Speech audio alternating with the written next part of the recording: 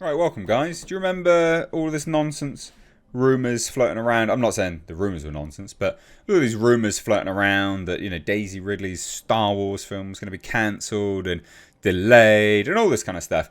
It's not a rumour. It absolutely is going to be delayed because it was supposed to be releasing, I don't know, quite soon. They don't even have a script.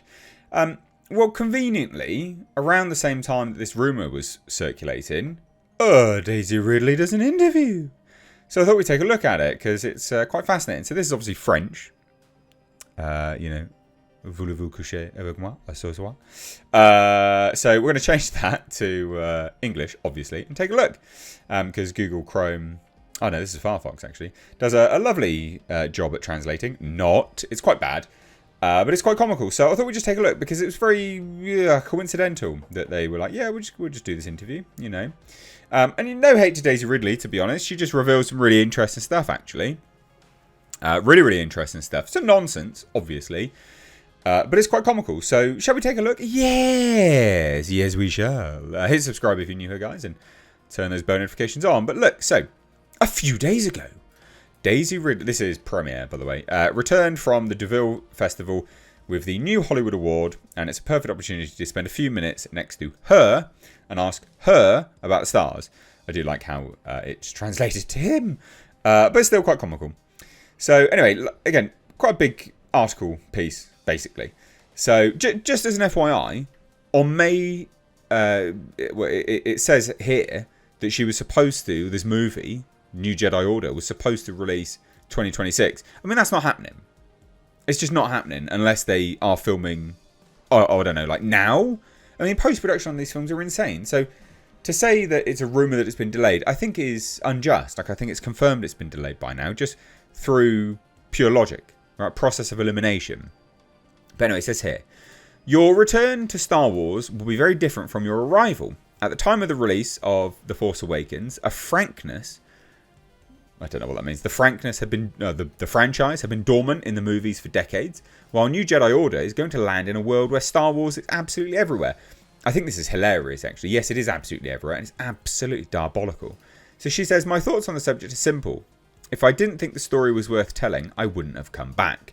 Now, that FYI is, and I've almost just revealed the next part of this video because, again, hilarious. This part is very, very funny. If she didn't think the story was worth telling, she wouldn't have come back. What's the story, I hear you ask? Well, she doesn't really say, to be honest, because she can't. Did you have the choice to refuse? Yes, of course. And here we go, just as an FYI. Is there no contract that would force you to come back? No. So she doesn't have a contract. She wasn't forced to come back. There's no obligation. She says no.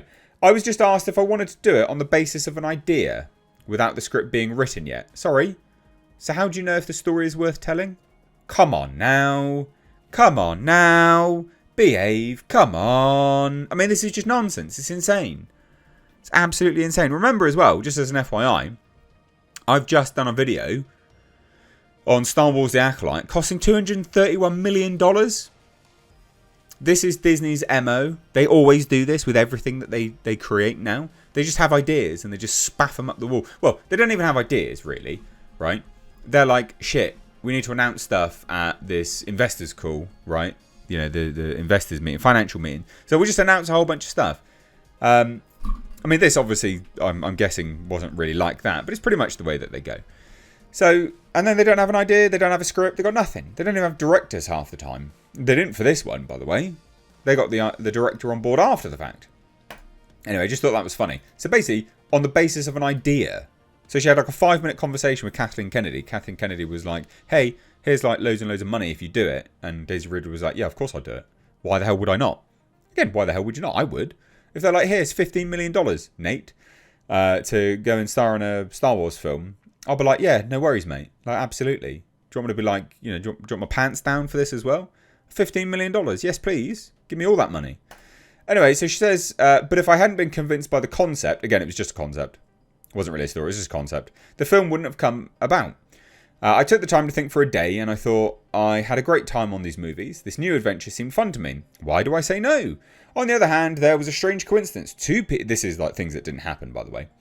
2 people told me in the same week that they would love to know what REY was doing now. I had no idea that it aroused interest. People really like REY. No, they don't. I think this new film will be exciting and will help the movie franchise forward in an interesting way. Well, look, maybe it will move it in an interesting way. Who the hell knows? It's incredibly unlikely. The track record from Lucasfilm was terrible, but no, people don't like Rey. And 2 people did not ask you in the same week about what Rey was doing, because that's nonsense. No one cares what Rey's doing. She could be face down in a Bantu ditch for all... I don't know what Bantu is, but who the fuck cares? Anyway, you never wondered what Rey was going to get. What happened to her after The Rise of Skywalker? I didn't care until I was asked. I love how honest she is. She's like, no, I didn't give a shit until I was asked. I couldn't care less. I was done with it, basically. I had the feeling that the story had come very nicely, so Rey's return had to be worth it, and I think that's the case. I'm also in a very different position. I was 21 when I did the first. I'm 32 today, and therefore a lot more experience on set. It's very exciting to imagine how my current life will affect the character. Yeah, maybe, but still quite comical. Anyway, there's some more funny stuff here, I think. This is quite funny.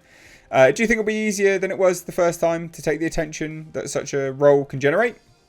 What was overwhelming for me, this is, again, things that didn't happen.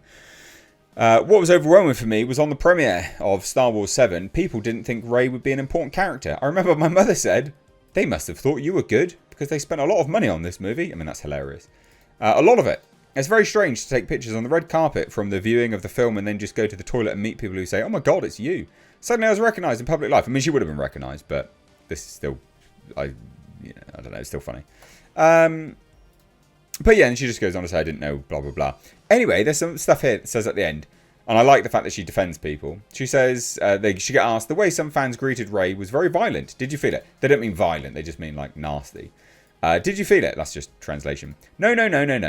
I know that some people have expressed themselves negatively, but I do not pay attention to it, because it's not really about me. I can't, this I hate. I can't change the way some men see women. Look, love, women didn't like you either. You're the definition of Mary Sue. Shut the fuck up. Unfortunately, that's how society works. And then overall, I was very well received. No, you weren't.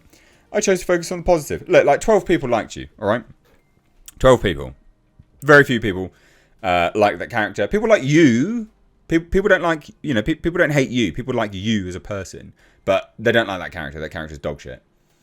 So, there you go. I thought this was funny. She is the definition of Mary Sue. Not she, but the character is. So, just coincidence, right? Like, odd coincidence. Oh, there's all these rumours, blah, blah, blah, which aren't really rumours. I mean, it's going to be delayed. And then they're like, here's an interview. Yeah, okay. I call BS on that timing. That's clearly all planned. But let me know what you think down below. I'd love to hear your thoughts. Cheers, guys. Take care. Bye-bye now.